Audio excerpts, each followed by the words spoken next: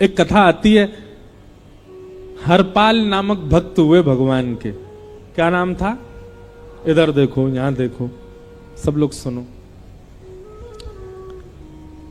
तो हरपाल नाम के एक भक्त थे भगवान के, खूब भजन करते थे, खूब साधना करते थे, नाम जप करते थे, कथा सुनते थे, लेकिन वो ब्याह नहीं कर रहे थे। क्यों? उनकी इच्छा थी कि जैसा मैं भजन करता हूं, जैसी मेरी भक्ति है, जैसा मेरा भाव ठाकुर जी के प्रति है, ऐसी कन्या मिले तो मैं ब्याह करूंगा, नहीं तो जीवन भर ऐसे ही रहूंगा। तभी उनके किसी रिश्तेदार ने आकर के बताया, बोले तेरे लायक कन्या मिल गई मुझको। तो हरपाल जी बोले, क्या क्या गुण है उस कन्या का? बोले उस कन्या ने शर्त रखी है, मैं उसी से ब्याह करूंगी जो रोज 1000 संतों को प्रसाद पवाता हो। हरपाल जी बोले, अब तो मुहूर्त भी नहीं निकलवाना, कल ही ब्याह करवा दो मेरा। ऐसी कन्या से तो मैं बिना मुहूर्त के ब्याह करूं। मुहूर्त उसके संग देखा जाता है जिसके संग यह संकोच हो या फिर यह दुविधा हो कि पता नहीं जीवन कैसा चलेगा। इससे तो मुझे भरोसा है बढ़िया जाएगा मेरा जीवन, इसी से ब्याह करा दो। कन्या ने शर्त रखी, हरपाल जी हम आपसे ब्याह तो कर रहे हैं पर हमारी शर्त मंजूर है ना, रोज 1000 संतों को प्रसाद पवाना पड़ेगा। बोला मैं निश्चित करूंगा, आप ब्याह कर लो। और ब्याह हो गया। हरपाल जी रोज 1000 महात्माओं को प्रसाद पवाते। अब देखो, अगर कोई संकल्प ले ले कि मैं 1000 महात्माओं को प्रसाद पवाऊंगा, अगर 100 महात्मा ज्यादा बढ़ जाएं, 200 महात्मा ज्यादा, उनको मना करेगा क्या? वो तो फिर अपराध बनेगा उससे। प्रसाद पवाने का संकल्प लिया तो जितने आए सबको बैठाने की जिम्मेवारी उसकी। ऐसी कथा में भी होता है, कथा में जितने लोग आए सबका स्वागत होना चाहिए, सबके लिए स्थान पर्याप्त होना चाहिए। कई जगह प्राइवेट कथा करा, हम तो मना कर देते, मत कराओ भैया, आपको अपराध लगेगा। क्यों? वैष्णव को पता चला कि कथा हो रही, वो सुनने आ गया, जगह नहीं मिली या फिर वो बैठ नहीं पाया, तो खाली रहे भले ही स्थान, पर फिर भी स्थान बड़ा रखो ताकि कोई भी आए तो कोई रहे ना कथा से, नहीं तो कथा कराने वाले को अपराध लगता है। वैष्णव बिना सुने चला गया। तो हरपाल जी ने नियम ले लिया, रोज 1000 महात्माओं को भोजन कराते। अब 1000 की जगह कभी कभी 1200 भी हो जाते, 1300 भी हो जाते, 1500 भी हो जाते।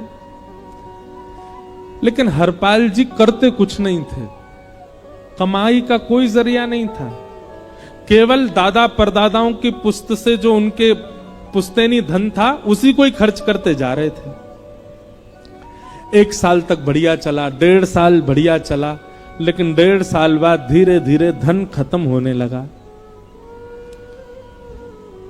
जैसे ही धन खत्म होने लगा, हरपाल जी बड़ी चिंता में आ गए, क्या करें।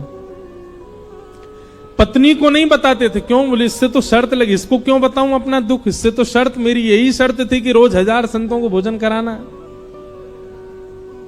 तो हरपाल जी ने बाहर जाते और दुकानदारों के यहां से जाकर के कर्जा लेने लगे। वो पुराने संपन्न थे तो किसी ने कर्जा देने से मना भी नहीं किया, सब देने लगे, बोले ले जा।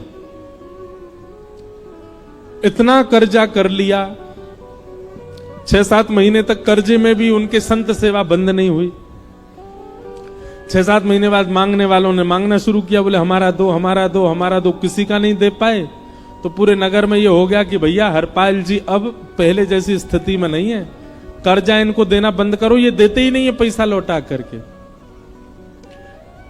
सब बिगड़ने लगा, धन नष्ट हो गया, इज्जत चली गई, लेकिन उनकी संत सेवा नहीं रुकी, रोज संत सेवा करते। एक दिन मन में विचार करने लगे, अब क्या करूं, अब तो मुझे कोई कर्जा भी नहीं देता,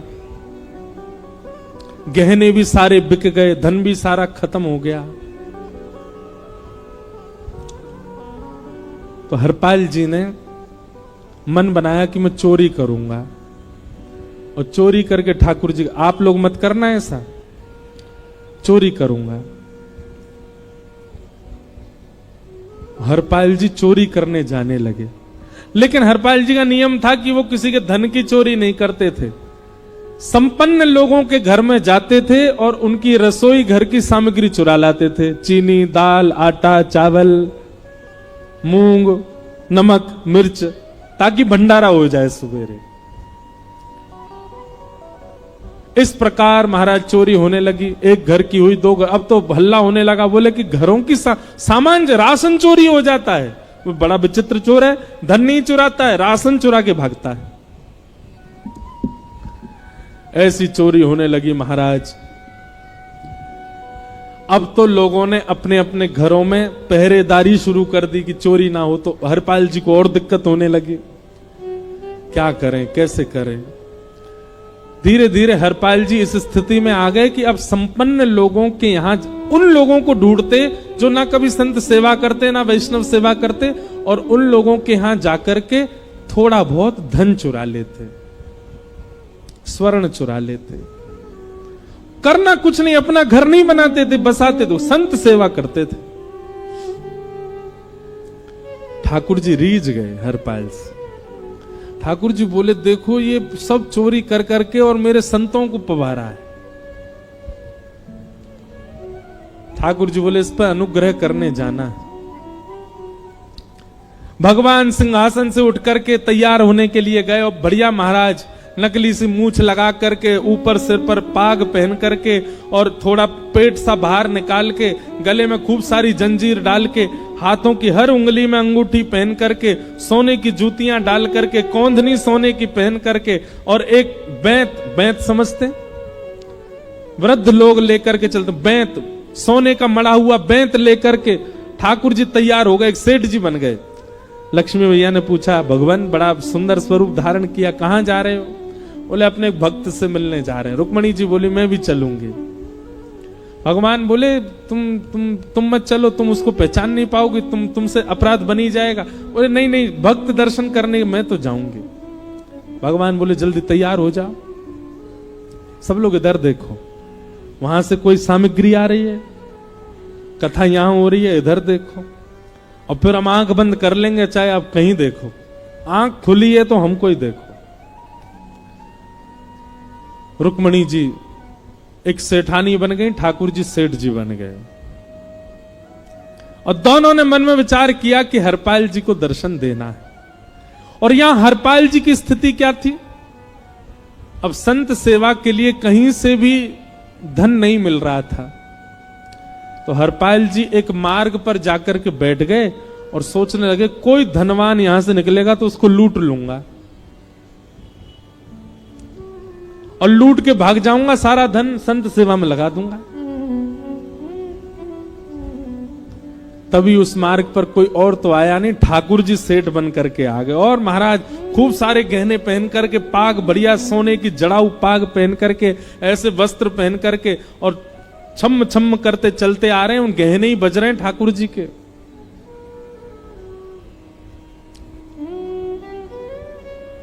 हरपाल जी ने जैसे नेत्र खोल करके देखा, ठाकुर जी के रूप यौवन और सबरी उनके श्रृंगार को देख करके हरपाल जी बोले, ये तो 1 साल के भंडारे की व्यवस्था आ रही है सामने से। इतने में ही सेठानी जी रुक्मणी जी भी आई। उनको ओहो, ये तो कम से कम 5-10 साल की व्यवस्था आ रही है। अगर ये दोनों लूट लिए जाएं तो 10 साल चोरी नहीं करनी पड़ेगी। देखो कितना धन संपन्न। हरपाल जी के बगल में जैसे ही ठाकुर जी पहुंचे, हरपाल जी बोले, भैया जय श्री कृष्ण, प्रणाम। ठाकुर जी तो नाराज हो गए, क्या भगवान का नाम बोलता है सुबह सुबह? तुम सब लोग बड़े पाखंडी हो, ढोंगी हो। और हमने सुना इस गांव में एक रहता है, वो चोरी डकैती करता है, और फिर कहते संत सेवा करता है। ऐसी काय बात की चोरी भैया? करता तो चोरी है, भले उससे भली संत सेवा करता हो। नाम उसका हरपाल है, हम सब जानते हैं। भगवान का नाम मत लो हमारे सामने। हरपाल जी समझ गए, वो तो बिल्कुल भगवत विमुख है, इसकी तो एक अंगूठी भी नहीं छोड़नी मुझको, इसका तो सब लेके जाऊंगा। अगर ये बदले में जय श्री कृष्णा बोलता तो एक आध गहना छोड़ देता है इसका में, पर ये तो इतना बिखर रहा है भगवान का नाम सुन के, इसका कुछ नहीं छोड़ूंगा, सब ले जाऊंगा।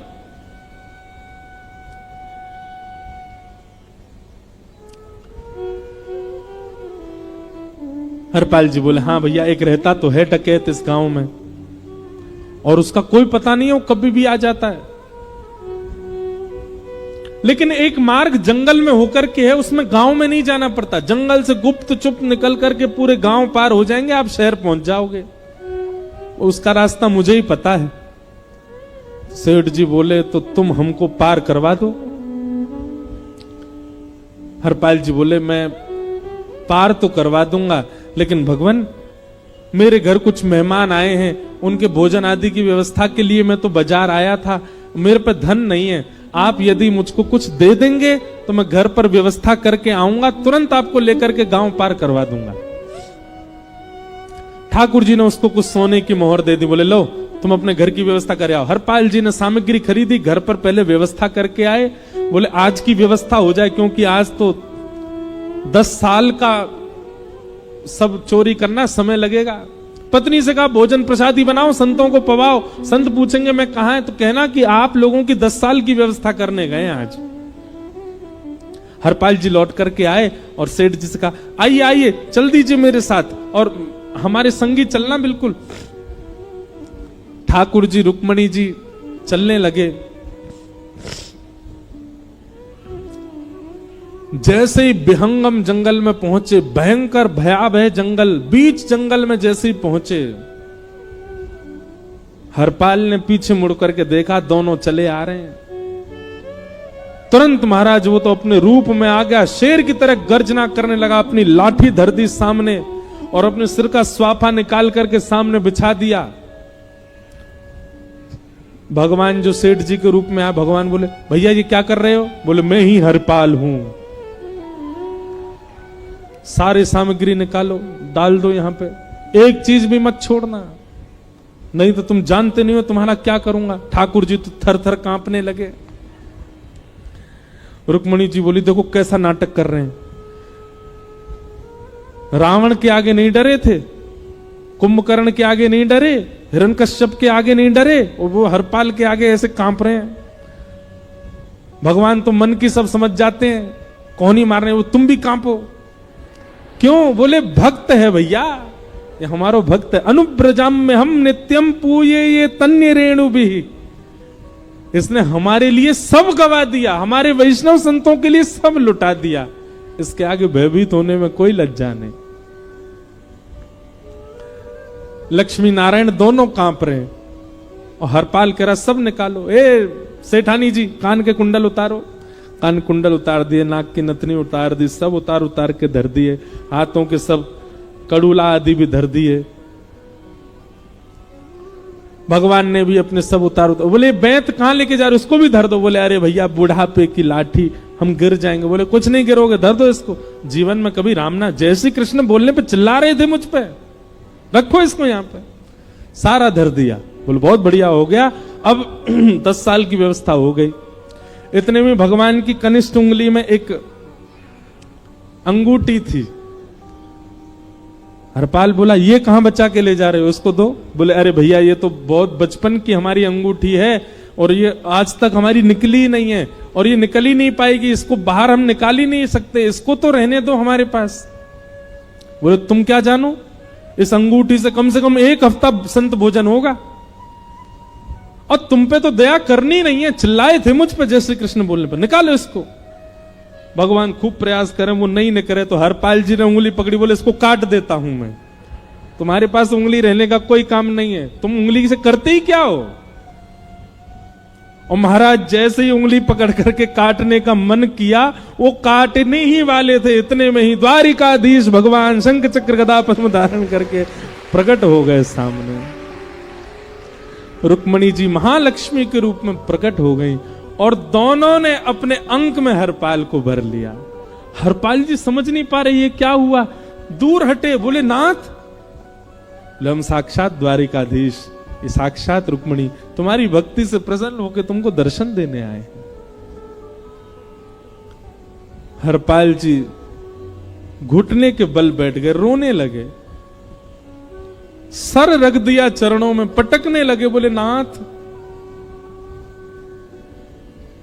मैंने अपने नाथ को लूटा, आज मैंने अपने स्वामी के साथ डकैती कर रहा था, मैं अपने स्वामी की उंगली काटने पर मजबूर हो गया था, इसका मतलब तो मैं पापी हूं। मेरा पाप इतना प्रचंड हो गया कि मैं आपके रूप को नहीं पहचान पाया। भगवान ने हृदय से लगा, नहीं हरिपाल, तुमने कभी अपने लिए प्रयोग थोड़ी किया।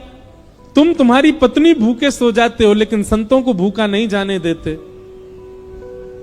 ठीक है, उसके लिए भले ही तुमने वह गलत मार्ग अपनाया जो नहीं अपनाना चाहिए था, परंतु उसमें उद्देश्य कोई और तो नहीं था, मेरे जनों की सेवा ही तो थी, मेरे वैष्णवों की सेवा। और देखो हरपाल, एक मेरी बात सुनो, आज तुम्हारे मन में ग्लानि होती है कि तुमने दूसरों का धन हड़प करके और उससे संत भोजन कराया। वास्तव में इसका विधान शास्त्रों में यह बताया गया, जिसके धन से भोजन बना और संतों ने पाया, परोसा भले ही किसी ने भी हो, कार्यक्रम भले ही किसी ने भी कराया हो, पर धन जिसका लगता है पुण्य उसी को मिलता है। तुमने तो अपने गांव के, शहरों के उन लोग जो कभी संत सेवा नहीं करते थे, उनके धन चुरा चुरा करके उनको पुण्य बांटा है। तुमने कुछ गलत नहीं किया है। हां, अपने प्रयोग में यदि लेते तो पाप हो जाता, लेकिन तुमने तो एक रत्ती भी अपने प्रयोग में नहीं ली, सब संतों में लगा दी, और जितने लोगों का धन चुराया उन सबको पुण्य प्रदान कर दिया। हम तुमसे बड़े प्रसन्न हैं। हरपाल जी चरणों से लिपट गए, बोले नाथ आप बड़े कृपालु, बड़े दयालु। भगवान बोले अब हमने दर्शन दे दिया, अब हम जाएं। और सुनो, ये सारा धन हमने दिया है, 10 साल का नहीं होगा इससे। तो बोले जब तक तुम जीवित रहोगे तब तक की सेवा बनेगी, इससे संत सेवा चलती रहेगी। ये सारा धन आभूषण हम लेकर के इसीलिए आए थे, ताकि तुमको अब कभी किसी से मांगना ना पड़े, किसी से हड़पना ना पड़े। भगवान जाने लगे तो हरपाल जी चरणों में गिर गए, बोले नाथ आज मैं आपके दर्शन कर पाया, मैं संत सेवा कर पाया, इसमें सबसे बड़ा योगदान मेरी पत्नी का है। उसने नियम नहीं बनाया होता तो शायद मैं कभी ऐसा नहीं करता। आप उसको दर्शन दिए बिना जाएंगे, मैं उसको क्या बताऊंगा? मैं उससे जाके कह भी नहीं पाऊंगा कि आप मुझे मिले, और उसकी वजह से आप मुझे मिले हो, कृपा कर उसको दर्शन दे दीजिए। ठाकुर जी बोले ठीक है। तुरंत लक्ष्मी नारायण भगवान ने छोटे छोटे बालकों का रूप धारण कर लिया और हरपाल जी की गोद में बैठ गए, और हरपाल जी अपनी गोद में लेकर के ठाकुर जी को घर पर आए, और आकर के अपनी अरे सुनो देखो कौन आए हैं। जैसे बाहर आकर के देखा तो नन्हे से ठाकुर जी, नन्ही से रुक्मणी जी गोद में बालकों की भांति बैठे हैं। बोले अरे इतने सुंदर सुंदर बालक। बोले बालक नहीं है, ये साक्षात जगन्नाथ भगवान, साक्षात रुक्मणी जी, साक्षात द्वारिकाधीश हैं। तुरंत ठाकुर जी अपने रूप में प्रकट हो गए और दोनों दंपति को दर्शन दे करके भगवान वहां से प्रस्थान कर गए। बोलो भक्त वत्सल भगवान। तो एक भक्त जीवन संगी का प्राप्त होना भगवत दर्शन तक ले जा सकता है आपको।